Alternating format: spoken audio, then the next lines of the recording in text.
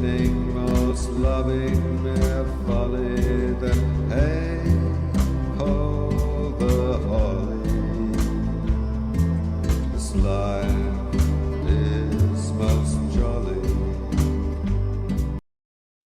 Hello, everybody, and welcome back to the Wheel of Shakespeare Challenge. I'm here with Bill, John, Henry, and Maggie to do impromptu performances of the works of Shakespeare for you guys, chosen randomly by the wheel. And based on our randomly chosen order that we spun for in advance, we have Henry is going to perform our first monologue. Let's add him to the stream. And Bill is on deck. He is going to perform. We'll spin for him after Henry performs.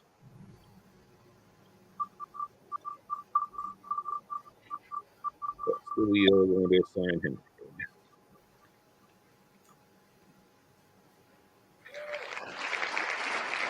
Rosalind, and while I pray you, as you like, Act 3, Scene 5, 40 lines in, begins on Why I Pray You.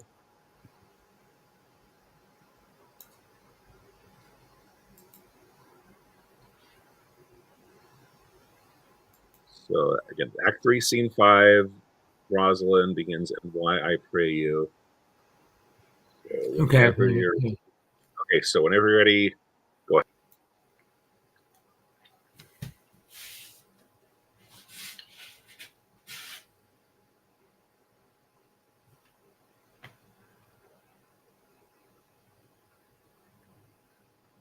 And why, I pray you? Who might be your mother that you insult, exalt, and all at once over the wretched? What though you have no beauty, as by my faith I see no more in you than without candle may go dark to bed, must you be therefore proud and pitiless? Why? What means this?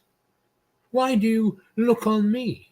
I see no more in you than in the ordinary of nature's sail work.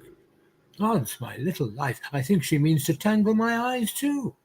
No faith, proud mistress, hope not after it. 'Tis not your inky brows, your black silk hair, your bugle eyeballs, nor your cheek of cream that can entame my spirits to your worship. You foolish shepherd, wherefore do you follow her like foggy south, puffing with wind and rain? You are 1,000 times a properer man than she is a woman. 'Tis such fools as you that makes the world full of ill-favoured children. 'Tis not her glass, but you that flatters her, and out of you she sees herself more proper than any of her lineaments can show her. But, mistress, know thyself. Down on your knees, and thank heaven, fasting for a good man's love. For I must tell you, friendly in your ear, sell when you can. You are not for all markets. Cry the man mercy, love him, take his offer. Foul is most foul, being foul to be a scoffer. So take her to thee, shepherd. Fare thee well.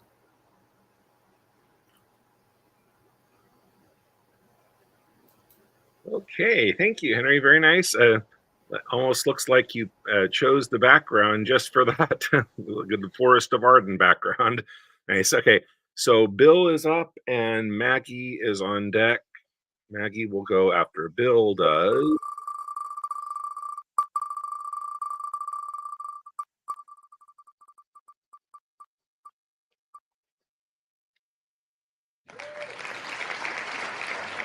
Iago, what's he that says I play the villain? 2, 3. 2, 3. Yeah, it's toward the. It's a very, very long scene, and it's toward the end of it. 244 lines in. What's he that says I play the villain? So whenever you're ready.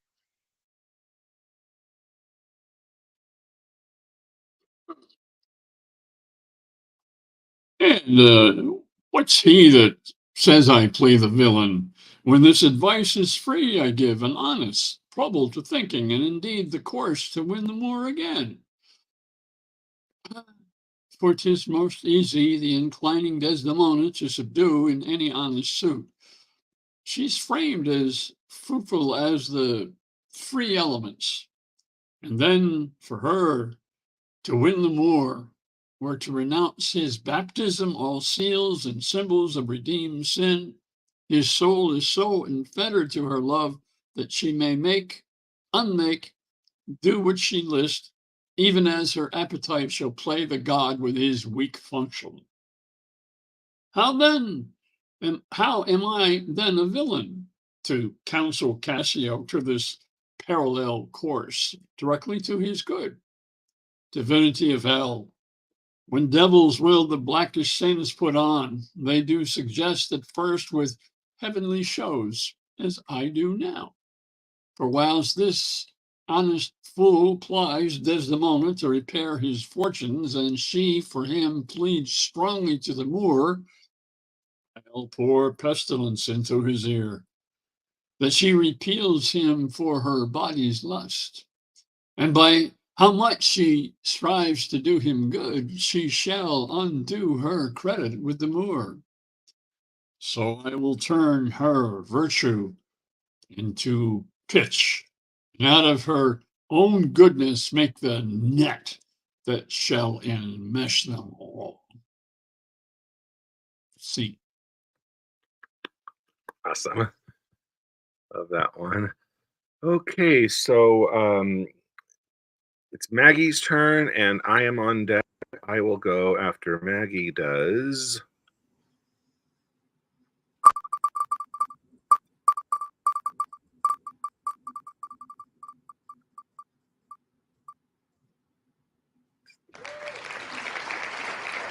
A goodly medicine, and I believe at 5 I may be wrong, but I believe this is the epilogue, so the very, very, very end of the play. Okay, give me a second. Pandarus Sure. 5:10. So Troilus and Cressida, which was a laugh a minute play. Yeah. Well, then mine says there's a something after it called finis. So Yeah, five. that must And I didn't write down, what does it start with? Because I'm not looking at it at the same time. a goodly medicine. Oh, okay, I have it. Thank you. A goodly medicine for my aching bones. Oh, world, world, world. Thus is the poor agent despised. Oh, traitors and bawds, how earnestly are you set a work, and how ill requited.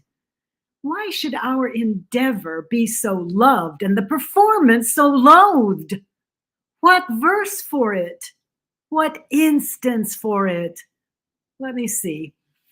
Full merrily the humble bee doth sing, till he hath lost his honey and his sting, till he hath lost, and being once subdued in armed tail, sweet honey and sweet notes together fail. Good traders in the flesh, set this in your painted cloths. As many as be here of Pandar's hall, your eyes, half out, weep out at Pandar's fall. Or if you cannot weep, yet give some groans, though not for me, yet for your aching bones. Brethren and sisters of the whole door trade, some 2 months hence my will shall here be made. It should be now, but that my fear is this: some galled goose of Winchester would hiss. Till then, I'll sweat and seek about for eases, as at that time bequeath you my diseases.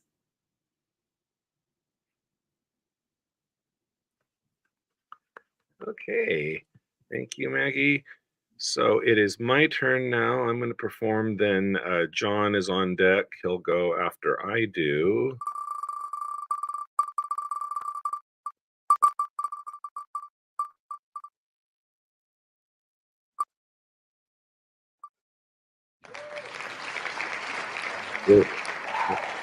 Well, I don't even need to look this one up. Know it by heart.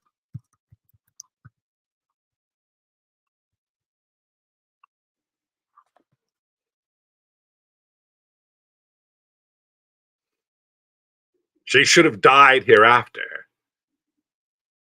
There would have been a time for such a word. Tomorrow and tomorrow and tomorrow creeps in this petty pace from day to day. To the last syllable of recorded time, and all our yesterdays have lighted fools the way to dusty death. Out, brief candle. Life's but a walking shadow.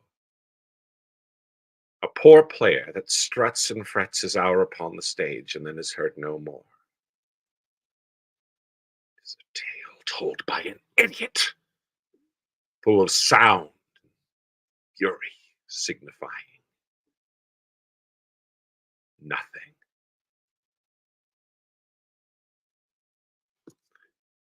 Okay. So lastly, we have John.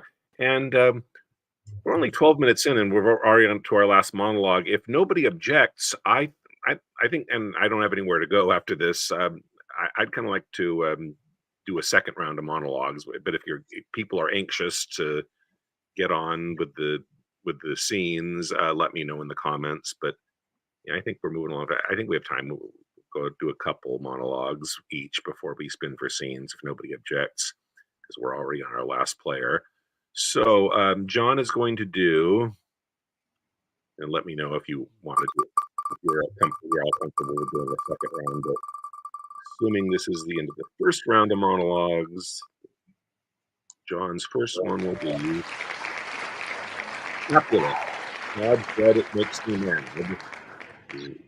Where she doesn't want to marry Paris. Romeo and Juliet. Act 3, Scene 5. Okay. Oops. Just clicked on something wrong. Okay. Let me see where. All right, Romeo and Juliet.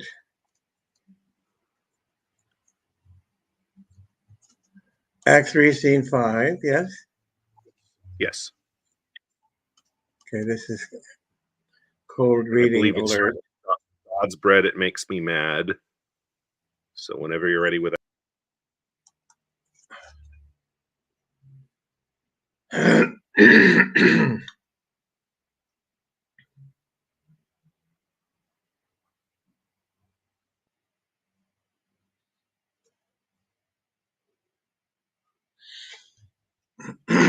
Okay.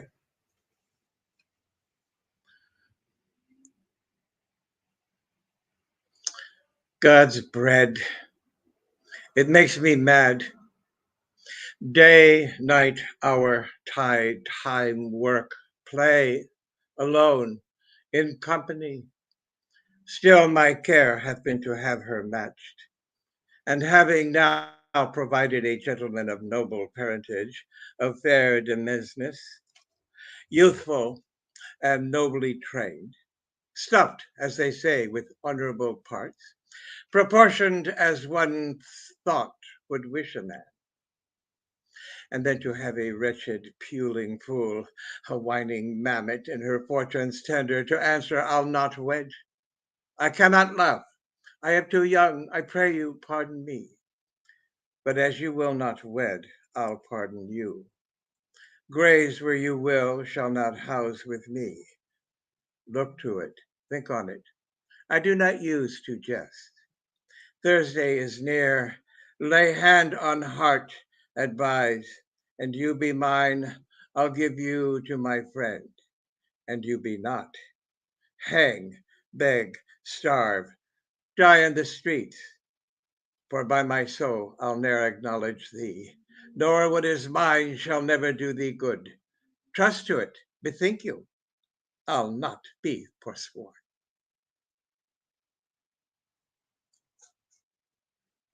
Okay, thank you.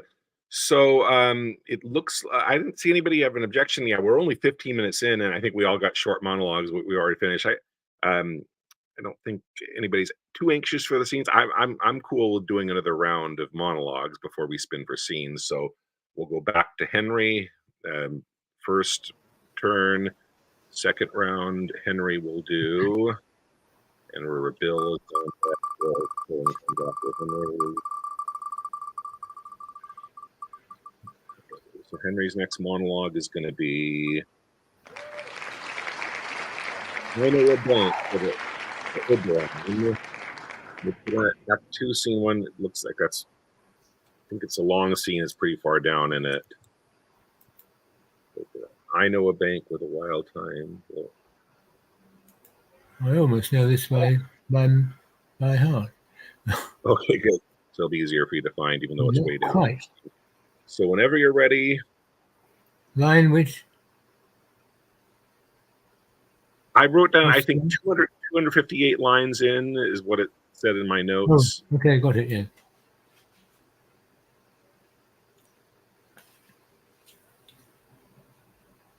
I know a bank where the wild thyme blows, where oxlips and the nodding violet grows, quite over-canopied with luscious woodbine, with sweet musk roses, and with eglantine. There sleeps Titania some time of the night, lulled in these flowers with dances and delight. And there the snake throws her enamelled skin, weed wide enough to wrap a fairy in. And with the juice of this I'll streak her eyes, and make her full of hateful fantasies. Take thou some of it, and seek through this grove. A sweet Athenian lady is in love with a disdainful youth. Anoint his eyes, but do it when the next thing he espies may be the lady. Thou shalt know the man by the Athenian garments he hath on. Effect it with some care, that he may prove more fond on her than she upon her love. And look thou meet me ere the first cock crow.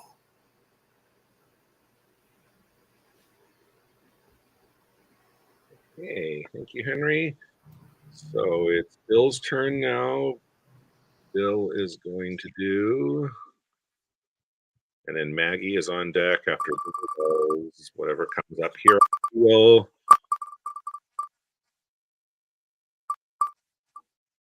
sorry about the lag here. Queen Margaret, with sorrow. Richard III, Act 4, Scene 4. I think there's two short Duchess lines by the Duchess, and you can just skip it, just continue right on, make it a monologue, just pretending that those other insertions of the Duchess lines are not there. Begins with It Ain't Sorrow.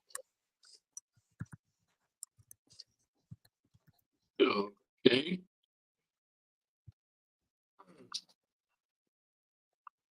Okay, so whenever.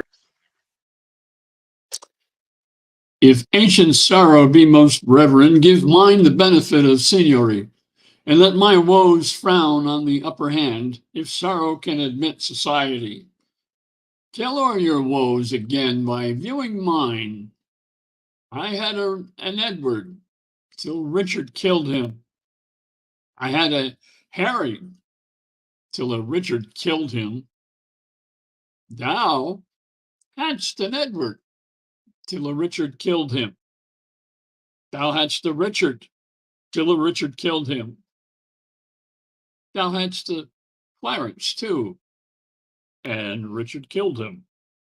From forth the kennel of thy womb hath crept a hellhound that doth hunt us all to death. That dog that had his teeth before his eyes to worry lambs and lap their gentle blood, that foul defacer of God's handiwork, that excellent grand tyrant of the earth, that reigns in galled eyes of weeping souls, thy womb let loose to chase us to our graves. Oh, upright, just, and true disposing God, how do I thank thee that this carnal cur preys on the issue of this mother's body and makes her pew fellow with others moan.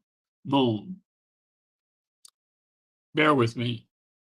I am hunger for revenge, and now I cloy me with beholding it. Thy Edward is dead that stabbed my Edward.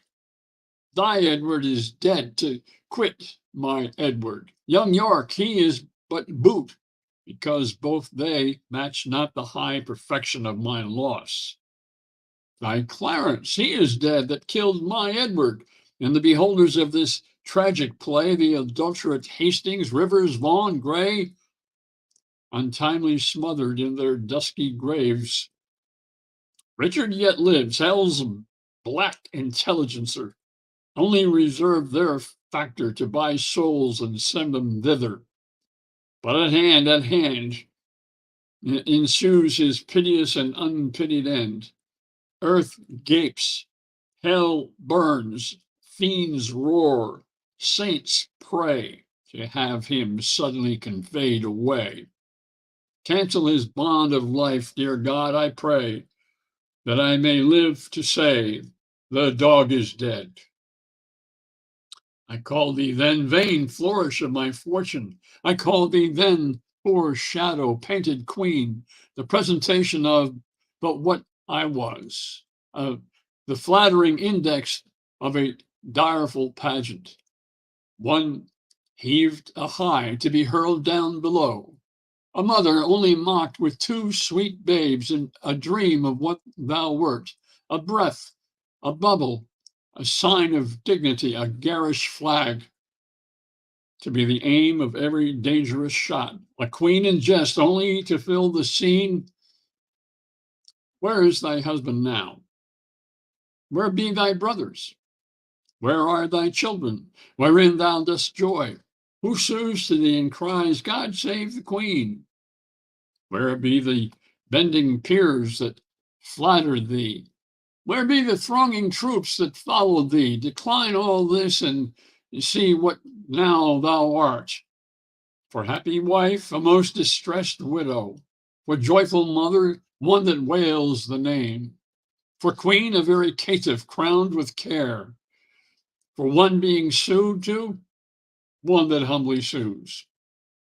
For one that scorned at me, now scorned of me. For one being feared of all, now fearing one. For one commanding all, obeyed of none.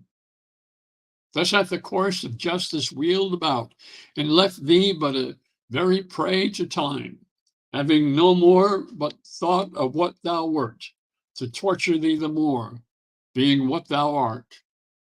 Thou didst usurp my place, and dost thou not usurp the just proportion of my sorrow? Now thy proud neck bears half my burdened yoke, from which even here I slip my weary neck, and leave the burden of all on thee. Farewell, York's wife, and queen of sad mischance. These English woes will make me smile in France. Forbear to sleep the nights and fast the days, compare dead happiness with living woe. Think that thy babes were fairer than they were, and he that slew them fouler than he is. Bettering thy loss makes the bad causer worse. Revolving this will teach thee how to curse. Thy woes will make them sharp and pierce like mine. See.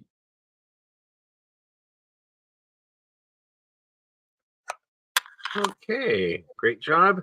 So now we have Maggie's turn next, then myself, then John. So Maggie is going to do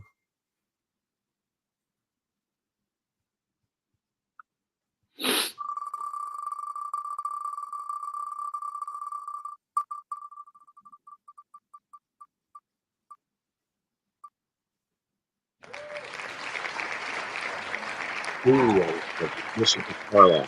Mary Part of it's covered up for me. I don't. There's a big black mark on it. So Bishop. Carlisle. I don't know how.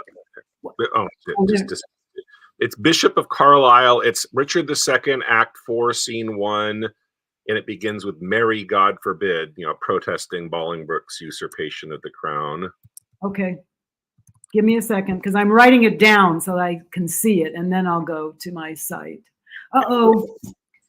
My it looks like my battery might run out, but I think I'll make it. Okay, Perfect. Richard 2. Act 4, Scene 1, Bishop of Carlisle. It begins with "Mary, God forbid." Now hang on. I'm not so act. Oh, the site I have has only Act 4, Scene 1. There's no Scene 2.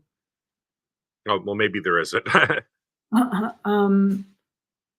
Life and Breath of Richard II. Let me. It's in Westminster Hall, and Yes, that. it starts. You said it starts the way I'm just seeing Bolingbroke, O'Merle, Fitzwater, Percy.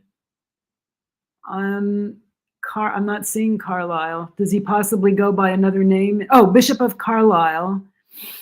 All right, I'm scrolling, and you think it starts? Oh, I find it. Thanks. Okay, good. Okay, whenever you're ready. Excuse me. Marry, God forbid. Worst in this royal presence may I speak, yet best beseeming me to speak the truth. Would God that any in this noble presence were enough noble to be upright judge of noble Richard.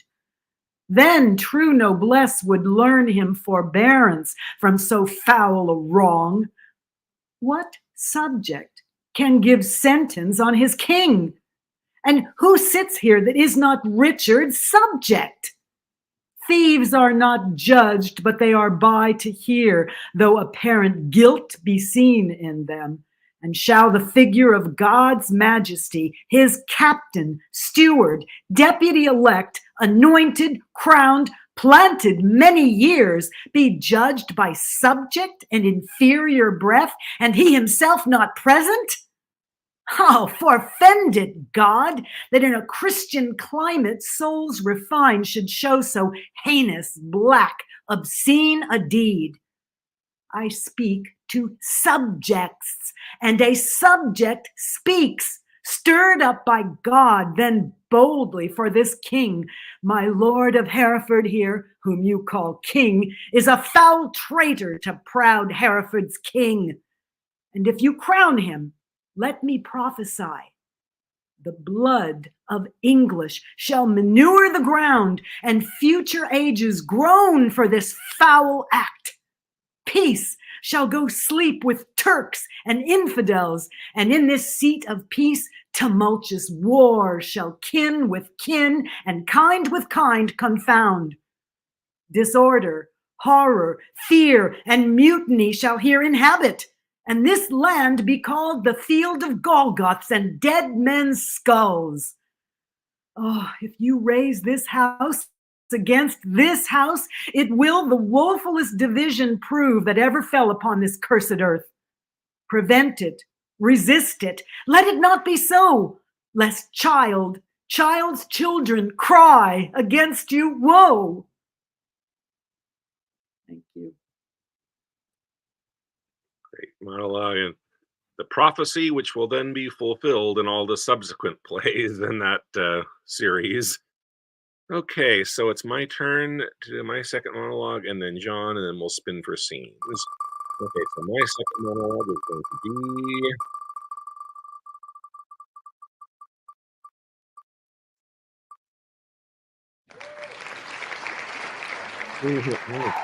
I get that thing off of the screen. Henry, we are glad. Oh, the tennis balls one.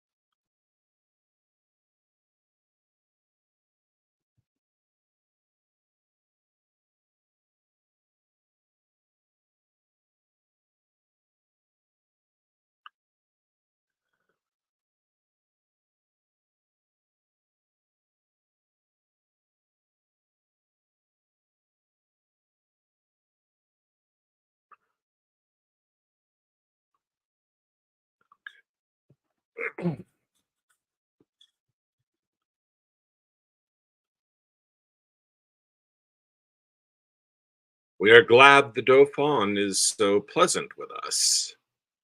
His present and your pains we thank you for. When we have matched our rackets to these balls, we will in France, by God's grace, play a set, shall strike his father's crown into the hazard. Tell him he hath made a match with such a wrangler that all the courts of France will be disturbed with chases.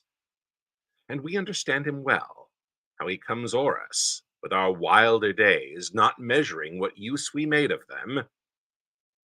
We never valued this poor seat of England, and therefore living hence did give ourselves to barbarous license, as 'tis ever common that men are merriest when they are from home.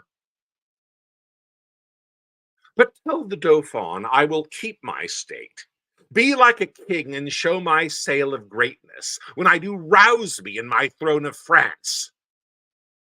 For that I have laid by my majesty and plotted like a man for working days, but I will rise there is with so full a glory that I will dazzle all the eyes of France, yea, strike the Dauphin blind to look on us.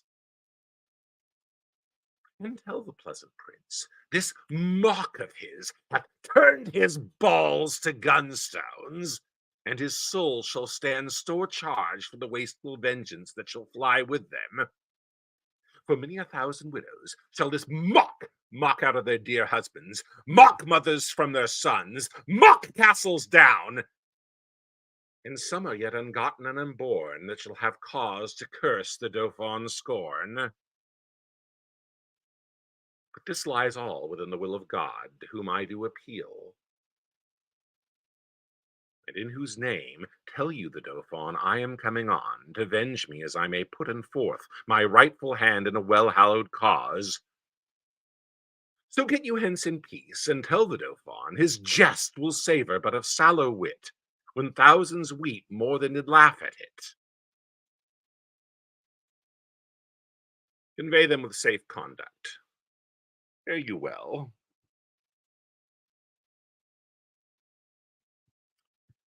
Okay. That's fun. Okay, so John will do our final monologue before we spin for scenes. And he's going to do.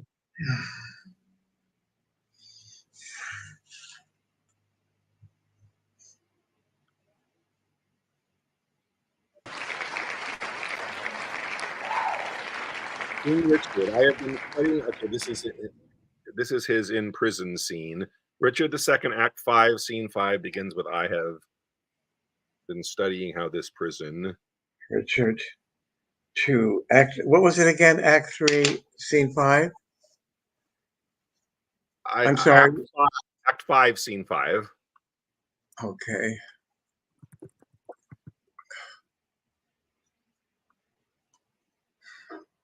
I believe it's the top of the scene where he's sitting alone in his cell. I've been studying how this prison. So whenever you're ready for that one, go.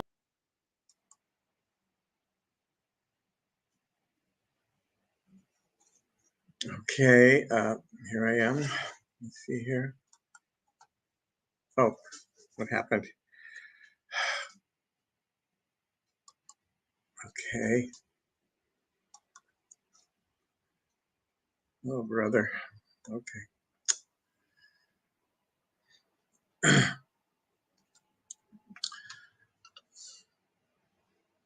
I have been studying how I may compare this prison where I live unto the world. And for because the world is populous, and here is not a creature but myself, I cannot do it. Yet I'll hammer it out. My brain I'll prove the female to my soul the father, and these two beget a generation of still breeding thoughts, and these same thoughts people this little world in humors like the people of this world, for no thought is contented. The better sort, as thoughts of things divine, are intermixed with scruples and do not set the word itself against the word. And thus, come little ones, and then again, It is hard to come as for a camel to thread the postern of a small needle's eye. Unquote. Thoughts tending to ambition, they do plot unlikely wonders. How these vain, weak nails may tear a passage through the flinty ribs of this hard world, my ragged prison walls, and for they cannot die in their own pride. Thoughts tending to content flatter themselves that they are not the first of fortune's slaves, nor shall not be the last. Like silly beggars who sitting in the stocks refuge their shame, that many have and others must sit there.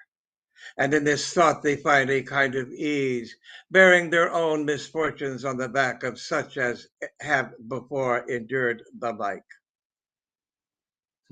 Thus play I in one person many people, and none contented. Sometimes I am king, then treasons make me wish myself a beggar, and so I am. Then crushing penury persuades me I was better when a king. Then I am a king again, and by think that I am unkinged by Bolingbroke, and straight am nothing. But whate'er I be, nor I any mean that but man is with nothing, shall be pleased till he be eased with being nothing. Music do I hear?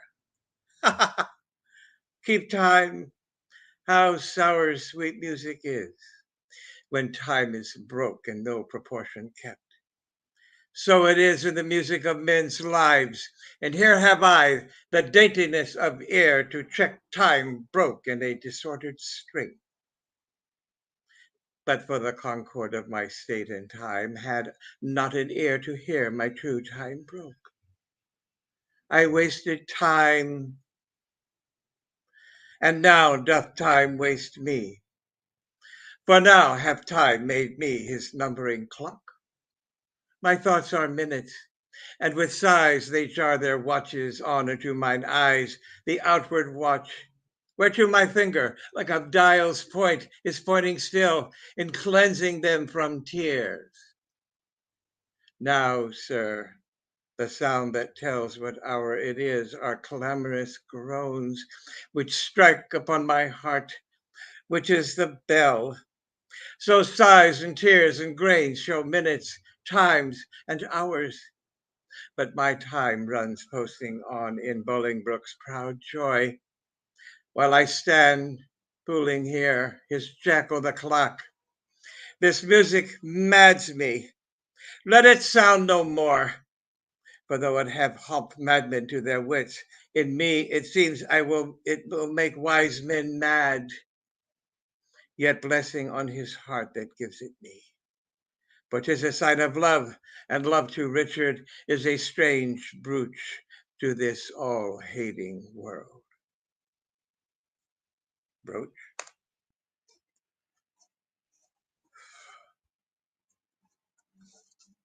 Scene. Okay, great. And before we spin for scenes, I see Eleanor just joined us. So let's put her in. Let's give her a monologue before we. Hi, glad you made it back. So I'd already switched to this wheel but since let's go back to the monologue since you just joined us.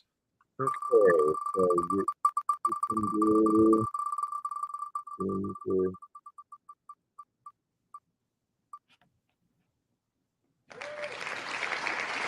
Hamlet. Now my idea. Now you explain it. Hamlet, Act 3, Scene 3. I will hunt it up.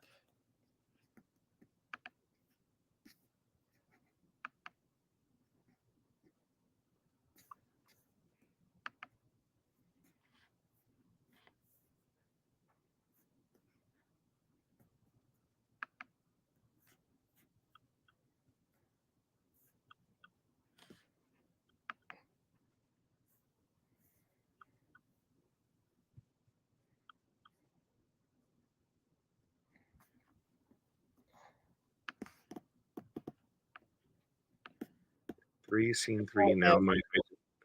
So whenever you're ready. Let me just. Oops, I had it. Oh, and now it's disappeared again.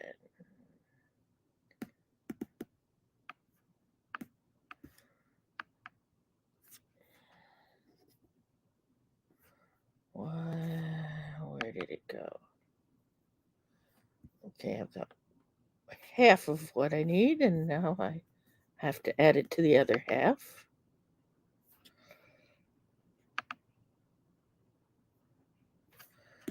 They don't seem to both wish to coexist.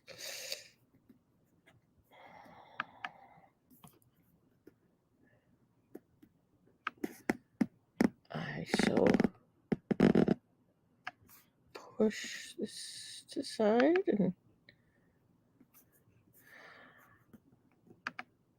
I'm not sure how I get both screens together today.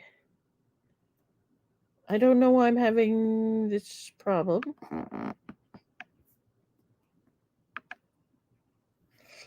Yeah, if you're having trouble, you can keep looking. We'll come back to you, but we'll move on at this point. We'll spin for the scenes. Okay. So let's see. So scenes for the six of us. We'll do.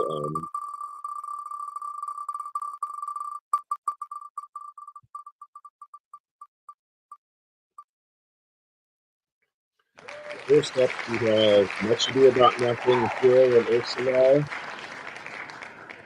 That's Act 3, Scene 1, Hero and Ursula.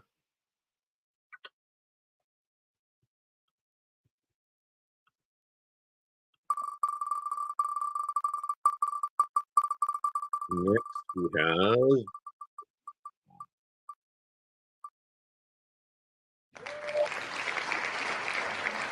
Henry VI, Part 1, Act 2, Scene Edward Mortimer and Richard Plantagenet. 6.1, Act 2, Scene 5.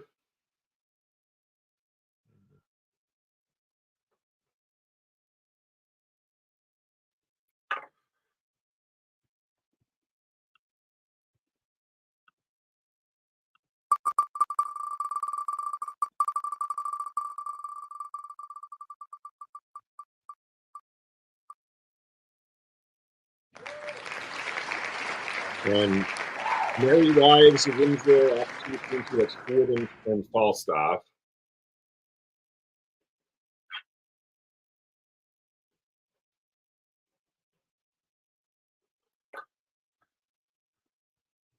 Okay, so the 6 roles for the 6 of us are Hero and Ursula in Much Ado About Nothing, Act 3, Scene 1.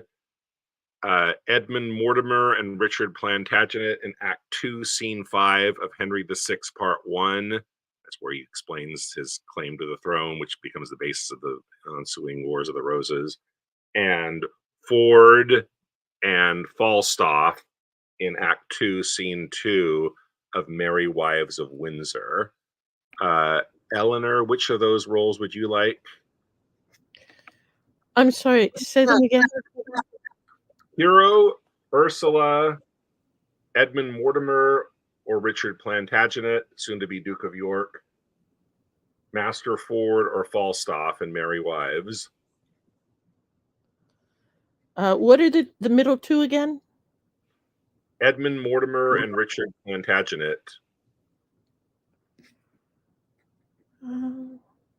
I'll go with Hero. Hero. That'll be Eleanor.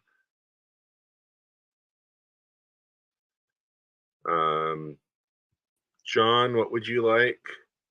Falstaff. John, Thank you. Falstaff.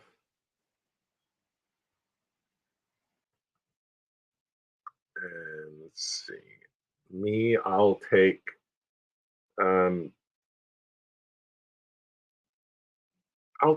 Mortimer. Take Mortimer, and then that means Maggie. Maggie, what would you like? I guess I'll be Ford.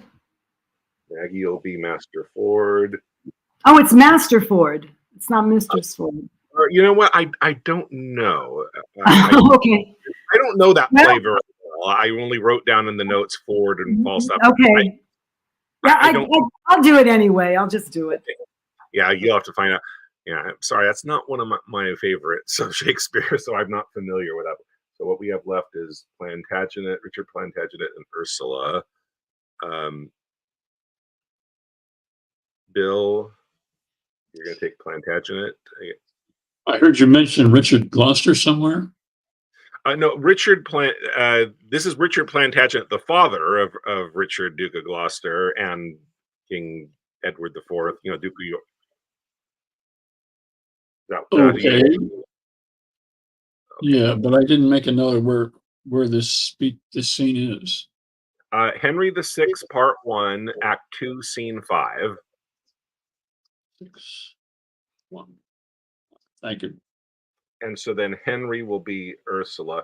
Now, I had the Much Ado scene was first spun, but Eleanor took one of those roles, and she's still looking for her monologue. So it's probably going to take. So I think let's go out of order. Let's do our scene first, and then hopefully by that time.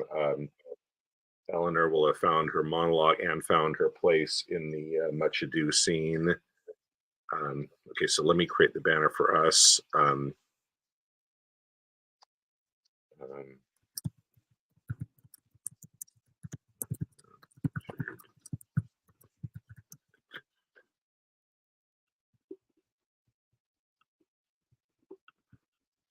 So let's see. Give me a second here.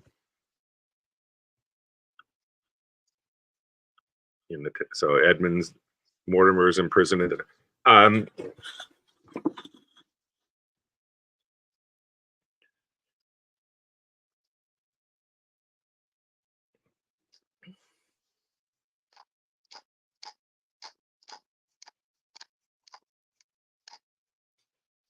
So guess we'll take it from when the jailer exits.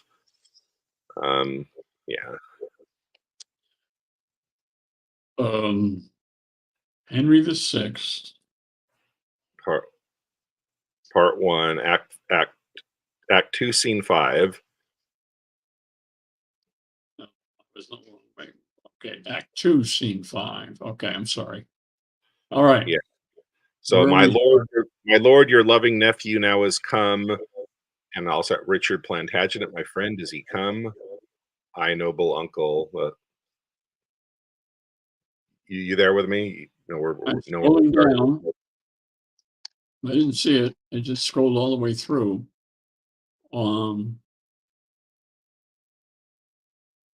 Okay.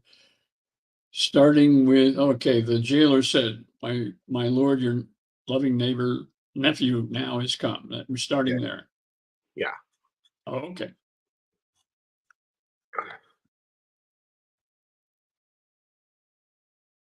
Richard Plantagenet, my friend, is he come? I, noble uncle, thus ignobly used, your nephew, late despised Richard, comes. Direct mine arms, I may embrace his neck, and in his bosom spend my latter grasp. Oh, tell me when my lips do touch his cheeks, that I may kindly give one fainting kiss. And now declare, sweet stem from York's great stock, why didst thou say of late thou wert despised? First, lean thine age against mine arm, and in that ease I'll tell thee my disease. This day, in argument upon a case, some words there grew twixt Somerset and me, among which terms he used his lavish tongue, and did upbraid me with my father's death, which obliquely set bars against my tongue. Else, with the like, I had requited him. Therefore, good uncle, for my father's sake, in honor of a true Plantagenet, and for alliance sake, declare the cause. My father, Earl of Cambridge, lost his head. That cause, fair nephew, that imprisoned me, and hath detained me all my flowering youth with a loathsome dungeon, there to pine, was cursed instrument of his decease. discover more at large what cause that was, for I am ignorant and cannot guess. I will, if that my fading breath permit, and death approach not ere my tale be done.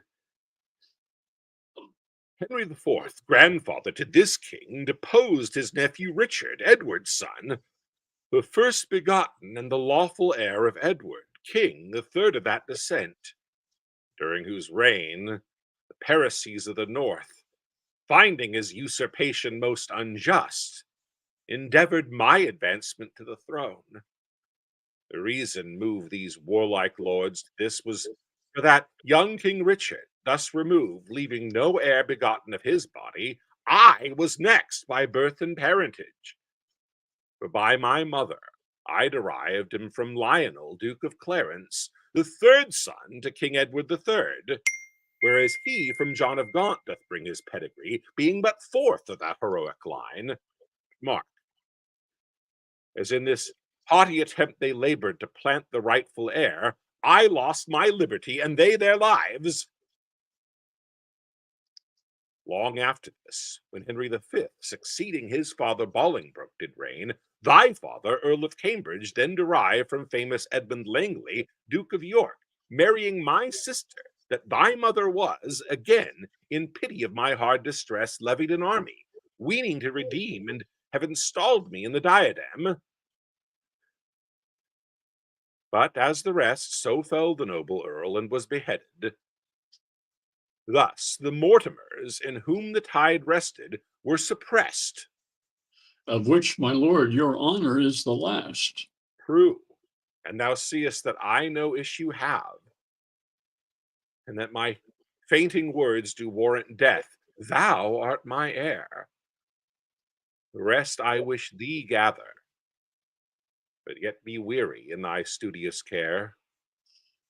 Thy grave admonishments prevail with me, but yet methinks my father's execution was nothing less than bloody tyranny. Silence, nephew, be thou politic. Strong fixed is the house of Lancaster, and like a mountain not to be removed.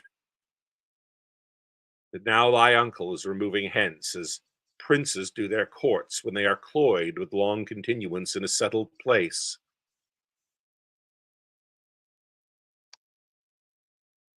Oh, uncle, would some part of my young years might but redeem the passage of your age. Thou dost then wrong me, as the slaughterer doth, which give many wounds when one will kill. Mourn not, except thou sorrow for my good. Only give order for my funeral. And so farewell, and fair be all thy hopes, and prosperous be thy life, and peace and war. And peace, no war, befall thy parting soul. In prison hast thou spent a pilgrimage, and like a hermit overpassed thy days. Well, I will lock his counsel in my breast, and what I do imagine, let that rest. Keepers, convey him hence, and I myself will see his burial better than his life. Here dies the dusky torch of Mortimer, choked with ambition of the meaner sort. And for those wrongs, those bitter injuries which Somerset hath offered to my house, I doubt not but with honor to redress. And therefore haste I to the Parliament, either to be restored to my blood, or make my ill the advantage of my good. Okay, great.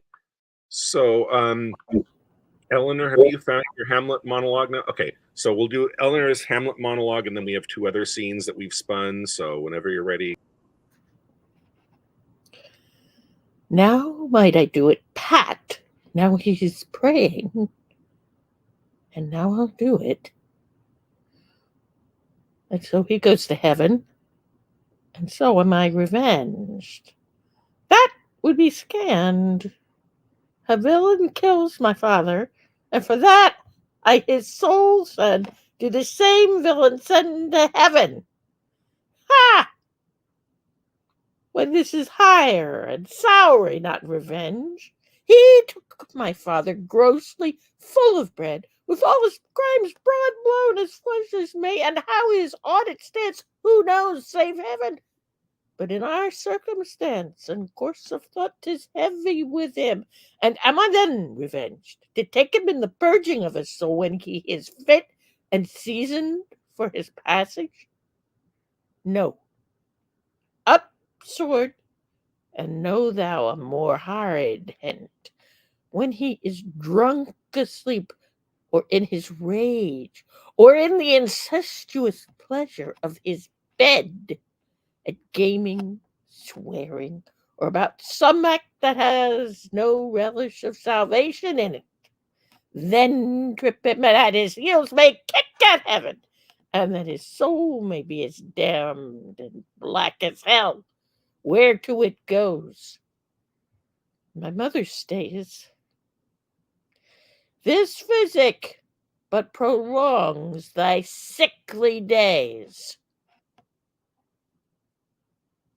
Okay, thank you. So you're also you chose to do hero in the hero and Ursula scene. That's now since you just performed, you probably need some time to look for that. So you and No, Henry are. I have it.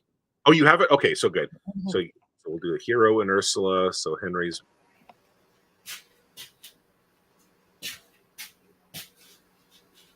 Okay, so hero and Ursula, and then Ford and Falstaff. Okay, Henry, are you ready to? I'm not seeing Henry. Ah, there. Okay. Okay, so whenever you guys are ready, go ahead. One moment. Oops, I took the wrong person. I took my. What am I playing? Hero and Ursula, Act 3, Scene 1, Much Ado About Nothing. Am I doing Ursula? Yes. Pretty crummy part, but never mind. Good Margaret, run thee to the parlour. There shalt thou find my cousin Beatrice proposing to the prince and Claudio. Whisper her ear, and tell her I and Ursula walk in the orchard, and our whole discourses all of her. Say that thou overheardst us, and bid her steal into the pleached bower, where honeysuckles, ripened by the sun, forbid the sun to enter, like favourites made proud by princes that advance their pride against that power that bred it. There will she hide her to listen our purpose. This is thy office, bear thee well in it, and leave us alone. Now, Ursula, when Beatrice doth come, as we do trace this alley up and down, our talk must only be a benedict. When I do name him, let it be thy part to praise him more than ever man did merit. My talk to thee must be how Benedict is sick in love with Beatrice. Of this matter is little Cupid's crafty arrow made, that only wounds by hearsay. Now begin, for look where Beatrice like a lapwing runs close by the ground to hear our conference. The pleasantest angling is to see the fish cut with her golden oars the silver stream, and greedily devour the precious bait. So angle we for Beatrice, who even now is couched in the woodbine coverture. Fear you not my part of the dialogue. Then go we near her, that her ear lose nothing of the false sweet bait that we lay for it. No, truly, Ursula, she is too disdainful. I know her spirits are as coy and wild as haggards of the rock. But are you sure that Benedict loves Beatrice so entirely? So says the prince and my new betrothed lord. And did they bid you tell her of it, madam? They did entreat me to acquaint her of it, but I persuaded them, if they loved Benedict, to wish him wrestle with affection, and never to let Beatrice know of it. Why did you so? Doth not a gentleman deserve as full a fortune a bed as ever Beatrice shall couch upon? O God of love, I know he doth deserve as much as may be yielded to a man. But nature never framed a woman's heart of prouder stuff than that of Beatrice. Disdain and scorn ride sparkling in her eyes, misprizing what they look on, and her wit values itself so highly that to her all matter else seems weak. She cannot love, nor take no shape nor project of affection. She is so self-endeared. Sure, I think so, and therefore certainly it were not good she knew his love, lest she made sport at it. Why, you speak truth. I never yet saw man how wise, how noble, young, how rarely featured, but she would spell him backward. If fair-faced, she would swear the gentleman should be her sister. If black, why, nature drawing of an antique made a foul black. If tall, a lance ill-headed. If low, an agate vilely cut. If speaking, why, a vein blown with all winds. If silent, why, a block moved with none. So turns she every man the wrong side out, and never gives to truth and virtue that which simplest and merit purchaseth. Sure, such carping is not commendable. No, not to be so on from all fashions as Beatrice's cannot be commendable. But who dared tell her so? If I should speak, she would mock me into air. Oh, she would laugh me out of myself, press me to death with wit. Therefore let Benedict, like covered fire, consume away in sighs, waste inwardly. It were a better death than die with mocks, which is as bad as die with tickling.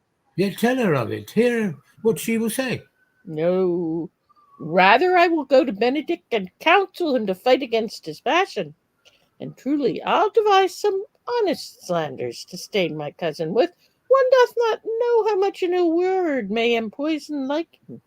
Oh, do not do your cousin such a wrong. She cannot be so much without true judgment, having so swift and excellent a wit as she is prized to have, as to refuse so rare a gentleman as Signor Benedict.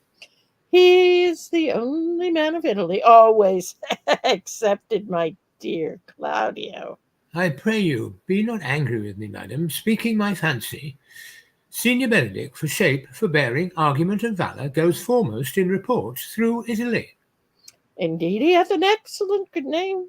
His excellence did earn it, ere he had it. When are you married, madam? Why, every day, tomorrow. Come, go in. I'll show you these some attires, and have thy counsel which is the best to furnish me tomorrow. She's limed, I warrant you. We have caught her, madam. If it proves so, then nothing goes by haps. Some Cupid kills with arrows, some with traps.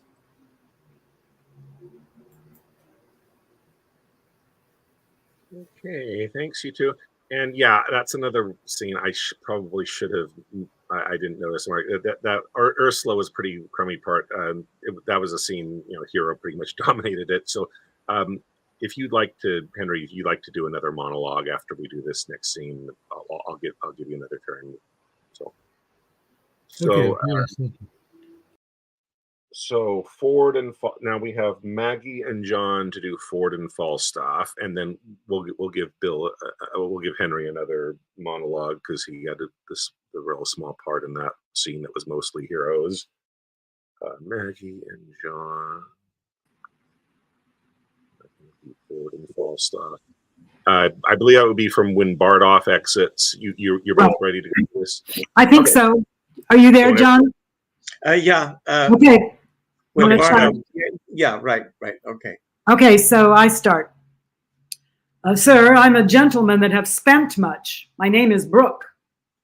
Good, Master Brooke. I desire more acquaintance of you. Good Sir John, I sue for yours, not to charge you, for I must let you understand I think myself in better plight for a lender than you are. The which hath something emboldened me to this unseasoned intrusion, for they say, if money go before, all ways do lie open. Money is a good soldier, sir, and will on. Troth, and I have a bag of money here troubles me, for you will help me to bear it, Sir John. Take all or half for easing me of the carriage. Sir, I know not how I may deserve to be your porter. I will tell you, sir, if you will give me the hearing. Speak, good Master Brooke. I shall be glad to be your servant.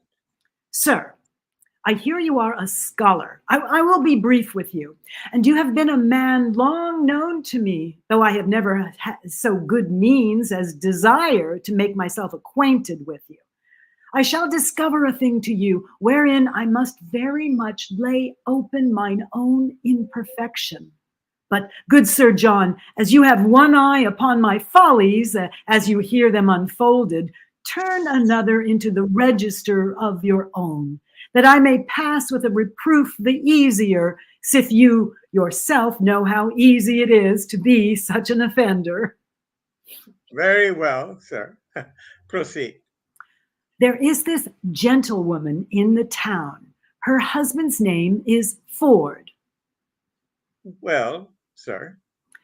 I have long loved her, and I protest to you, bestowed much on her, followed her with a doting observance, engrossed opportunities to meet her, feed every slight occasion that could but niggardly give me sight of her, not only bought many presents to give her, but have given largely to many to know what she would have given. Briefly, I have pursued her as love hath pursued me, which hath been on the wing of all occasions. But whatsoever I have merited, either in my mind or in my meed, I am sure I have received none, unless experience be a jewel that I have purchased at an infinite rate, and that hath taught me to say this: love, like a shadow, flies when substance love pursues, pursuing that flies, and flying what pursues. Have you received no promise of satisfaction at her hands? Never. Have you importuned her to such a purpose? Never. Of what quality was your love then? Like a fair house built on another man's ground, so that I have lost my edifice by mistaking the place where I erected it. To what purpose have you unfolded this to me? When I have told you that, I have told you all. Some say, though she appear honest to me, yet in other places she enlargeth her mirth so far that is shrewd construction made of her. Now, Sir John, here is the heart of my purpose. You are a gentleman of excellent breeding, admirable discourse, of great admittance, authentic in your place and person, generally allowed for your many warlike, courtlike, and learned preparations. Oh, sir. Believe it, for you know it. There is money. Spend it, spend it, spend more, spend all I have. Only give me so much of your time in exchange of it as to lay an amiable siege to the honesty of this Ford's wife. Use your art of wooing. Win her to consent to you. If any man may say, you may as soon as any. Would it apply well to the vehemency of your affection that I should win what you would enjoy? Methinks you prescribe to yourself very preposterously. Oh, understand my drift. She dwells so securely on the excellency of her honor that the folly of my soul dares not present itself. She is too bright to be looked against. Now, could I come to her with any detection in my hand, my desires had instance and argument to commend themselves. I could drive her then from the ward of her purity, her reputation, her marriage vow, and 1,000 other her defenses, which now are too strongly embattled against me. What say you to it, Sir John? Master Brooke, I will first make bold with your money. Next, give me your hand. And last, as I am a gentleman, you shall, if you will, enjoy Ford's wife. Oh, good sir! I say you shall. Want no money, Sir John. You shall want none. Want no Mistress Ford, Master Brooke. You shall want none. I shall be with her. I may tell you by her own appointment, even as you came in to me, her assistant or go-between parted from me, I say I shall be with her between 10 and 11, for at that time the jealous rascally knave her husband will be forth. Come you to me at night, you shall know how I speed. I am blessed in your acquaintance. Do you know Ford, sir? Hang him, poor cuckolding knave. I know him not, yet I wrong him to call him poor. They say the jealous whittling knave hath masses of money, for the which his wife seems to me well favored. I will use her as the key of the cuckoldy rogue's copper, and there my harvest home. I would you knew Ford, sir, that you might avoid him if you saw him. Hang him, mechanical salt butter rogue. I will stare him out of his wits.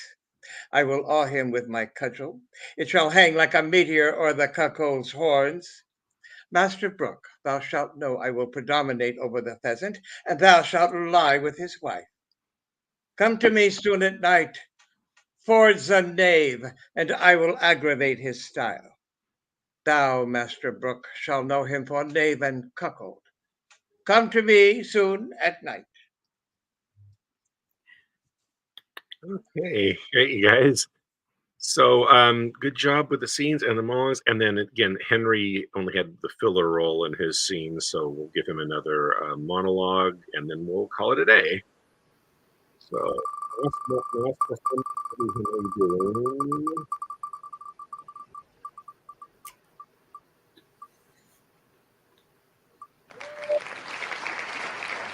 Buckingham. We're not. If his Duke of Buckingham thing has led to his execution. I believe there's all like the executioner says lines, and you can kind of skip them to make it more continuous. If you like. So, Act 5, Scene 1 of Richard III. So, whenever you're ready.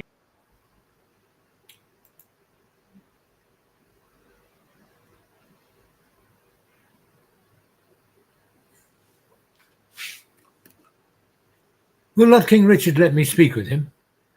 Hastings and Edward's children, Rivers, Grey, holy King Henry, and thy fair son Edward Vaughan, and all that have miscarried by underhand, corrupted foul injustice, if that your moody discontented souls do through the clouds behold this present hour, even for revenge, mock my destruction. This is All Souls' Day, fellows, is it not? Why, then All Souls' Day is my body's doomsday. This is the day that in King Edward's time I wished might fall on me, when I was found false to his children or his wife's allies. This is the day wherein I wished to fall by the false faith of him I trusted most. This is the All Souls' Day. To my fearful soul is the determined respite of my wrongs.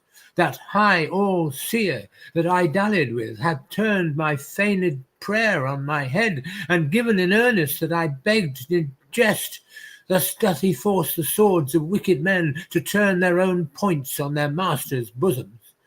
Now Margaret's curse is fallen upon my head.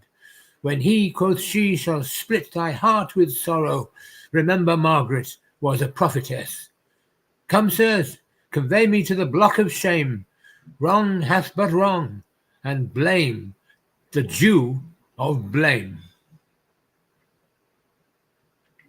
Okay, great. So great work today, everybody. We had a fun round. Nice group together. We got to do multiple monologues and good scenes. So good performance, everybody, and hope the people watching it, watching on YouTube, enjoyed as well. And you can tune in for the show at noontime Pacific time every weekend. So look forward to seeing you in future rounds of the Wheel of Shakespeare Challenge. Bye now.